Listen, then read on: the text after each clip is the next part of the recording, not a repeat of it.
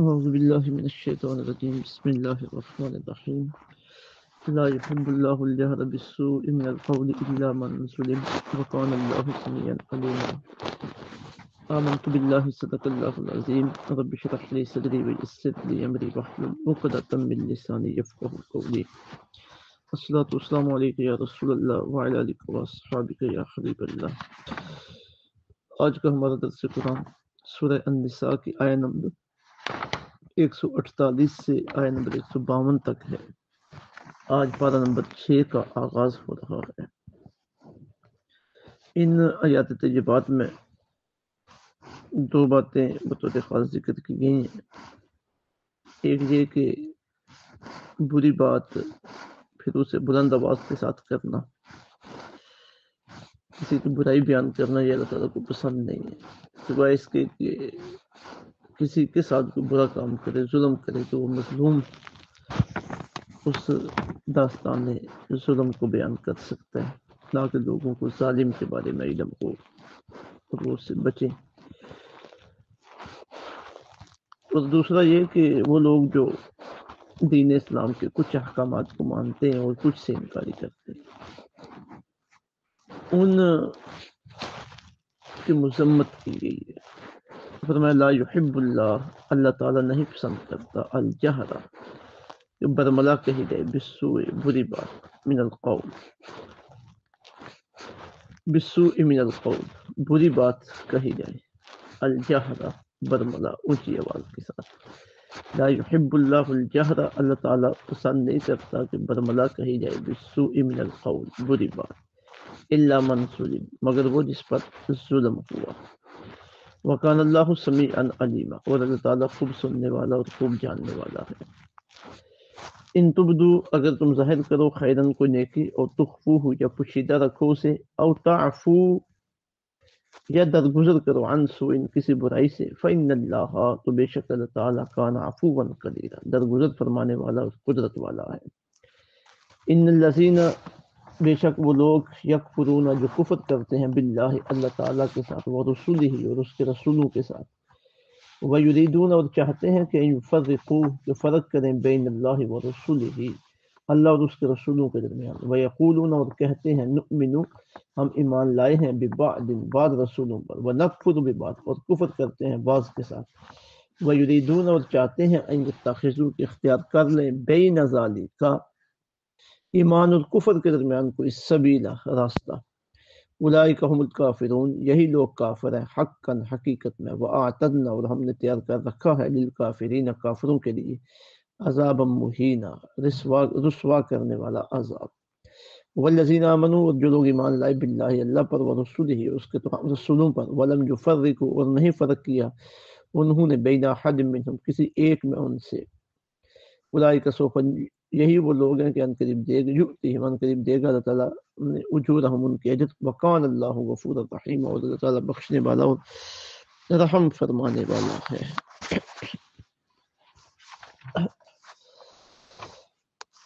اب سب سے پہلے تو یہ فرمایا گیا کہ لا یحب اللہ الجہر بالسوء من القول، اللہ تعالیٰ اس بات کو پسند نہیں کرتا کہ بری بات کو برملا کہا جائے۔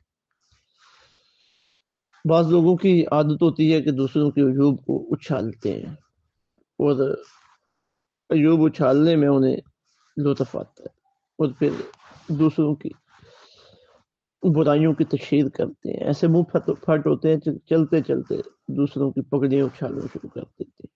اب چونکہ یہ ساری باتیں بری ہیں، کسی کی غیبت کی جائے، عیب چھوئی کی جائے، گالیاں نکالی جائیں، کسی کے ساتھ جھگڑا کیا جائے، تو فرمایا گیا کہ اللہ تعالیٰ کو یہ بات پسند نہیں ہے۔ الا من ظلم سوائے اس کے جس پر ظلم ہوا، کسی کے ساتھ ظلم ہوا ہے، تو اب جن نے اس کے اوپر ظلم کیا ہے، وہ ظالموں کے بارے میں اگر بدملا بیان کرتا ہے لوگوں کے سامنے کہ لوگ ان سے بدلہ لیں یا ان کے ظلم سے آگاہ ہو جائیں، وہ بچ کے رہیں اس سے، تو اس کی اجازت ہے۔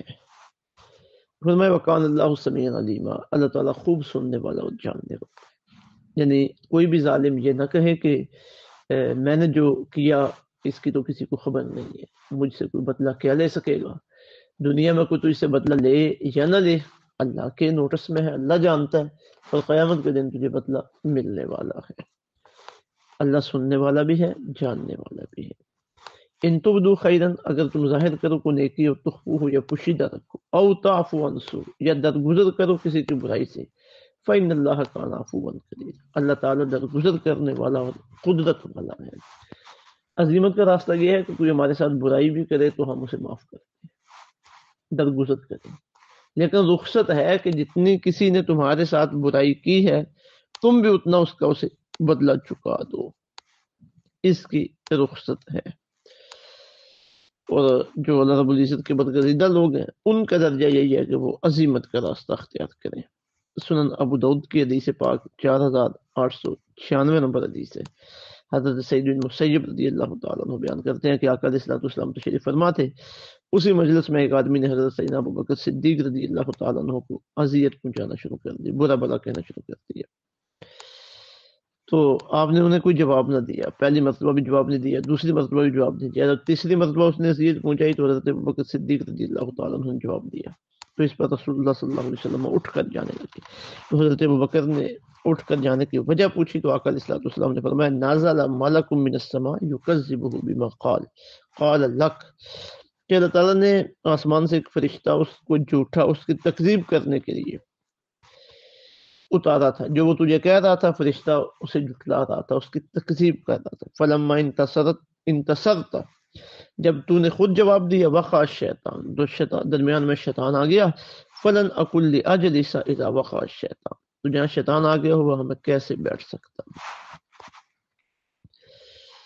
تو عظیمت کا راستہ، مثلا سیدنا ابوبکر صدیق تو بڑے عظیم لوگ ہیں، عظیمت کا راستہ ہے معاف کرنا، تو بدلہ لینے کی اجازت ہے جس قدر کسی نے کسی کو تکلیف پہنچائی ہے۔ تو آگے فرمایا گیا کہ تم جو نیکی کے کام کرتے ہو انہیں پوشیدہ رکھو یا ظاہر کرو یا معاف کر دو، تو اللہ رب العزت تو بخشنے والا ہے، درگزر فرمانے والا ہے۔ پھر فرمایا ان الذین یکفرون باللہ، بے شک وہ لوگ جو کفر کرتے ہیں اللہ اور اللہ کے رسول، باللہ اللہ کے ساتھ، ورسولہ اور اس کے رسول کے ساتھ، ویریدون ان یفرقوا بین اللہ ورسولہ، اور وہ چاہتے ہیں کہ فرق کر دیں اللہ اور اس کے رسولوں کے درمیان۔ اب یہودی تھے تو وہ کہتے تھے ہم صرف اپنے رسولوں کو مانتے ہیں، آقا علیہ السلام کو نہیں ماننا، یہی معاملہ عیسائیوں کا تھا۔ نہیں، اگر اللہ کو ماننا ہے تو پھر اللہ کے سب رسولوں کو ماننا ہے، سب نبیوں کو ماننا ہے۔ ایک رسول کو بھی نہ ماننا یہ اللہ اور اللہ کے رسولوں کے درمیان فرق ہے۔ اللہ نے رسول بھیجے ہیں تو تم کیوں نہیں مان رہے؟ وَيَقُولُونَ نُؤْمِنُ بِبَعْضٍ وَنَكْفُرُ بِبَعْضٍ، کہتے ہیں ہم ایمان لائے بعض رسولوں پر اور بعض کے ساتھ ہم کفر کرتے ہیں۔ وَيُرِيدُونَ، اور چاہتے ہیں، ان يتخذوا بین ذلک سبیلا، اختیار کرنے کفر اور ایمان کے درمیان کچھ تیسرا راستہ۔ اولئک هم الکافرون حقا، یہی لوگ کافر ہیں در حقیقت میں۔ وَأَعْتَدْنَا لِلْكَافِرِينَ عَذَابًا مُهِينًا، اور تیار کر رکھا ہے کافروں کے لیے رسوا کن عذاب۔ اب یہ سلسلہ نہیں چل پائے گا کہ ایک نبی کو مان لیے دوسرے کو نہ مانا۔ اہل اسلام کا تو یہ عقیدہ ہے کہ کسی نبی کی چھوٹی سی توہین بھی بندے کو کافر بنا دیتی ہے، یعنی سب نبیوں کے ساتھ ادب کا احترام کر رہی ہے، باقی نبیوں کے درجات اپنے اپنے ہیں، انہیں بھی تسلیم کرنا یہ بھی ضروری ہے۔ اور پھر یہ بھی فرق ہے اللہ اور اللہ کے رسول کے درمیان کہ ہم اللہ تعالیٰ کی بات کو تو مانیں گے لیکن رسول کریم صلی اللہ علیہ وسلم کی بات نہیں مانیں گے، جس طرح کہ فتنہ انکار حدیث و سنت ہے کہ قرآن پاک آیا تو جی قرآن پاک کی مان لئیے، حدیث شریف آئی ہے تو بے درک اس کا انکار کر دیا، نہیں جی ہم صرف قرآن کو مانتے ہیں۔ اور پھر حدیث کے انکار کے مختلف بہانے تلاشے جاتے ہیں، یہ جی بعض کے لوگوں نے یہ باتیں بیان کی ہیں، یہ ان کے اپنے مشاہدات ہیں، ان کے اپنے تجربات ہیں، یہ ان کے اپنے بیان کردہ مسائل ہیں، استغفر اللہ۔ اب دیکھیے اس وقت حدیث شریف کا جو ذخیرہ ہمارے پاس موجود ہے یہ تحقیق کے تمام زاویوں پہ پورا اترنے والا ہے اور بالکل حق اور سچائی کے ساتھ ہم تک پہنچا ہے، زندگیاں لوگوں کی صرف ہوئی ہیں، تو آرام سے کہہ دینا کہ یہ تو بعد کے لوگوں کے کام ہے، ہم نہیں مانتے۔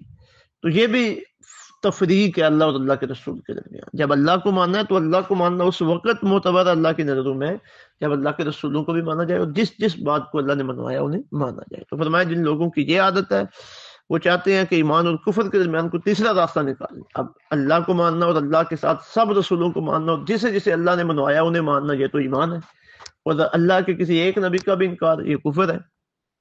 باتیں تو دو ہی ہیں، لیکن وہ چاہتے ہیں کہ کوئی تیسرا راستہ ہم درمیان سے نکال لیں، اللہ کو مانے اور رسولوں میں سے جسے چاہیں مانے، جسے نہ چاہیں نہ مانے، اور پھر بھی ہم ایمان پہ قائم رہے اور ہمیں مسلمان مانا جائے، ہمیں ایماندار مانا جائے، وَيُرِيدُونَ أَن يَتَّخِذُوا بَيْنَ ذَلِكَ سَبِيلًا، وہ چاہتے ہیں کہ اختیار کر لیں کفر اور ایمان کے درمیان کو تیسری راہ.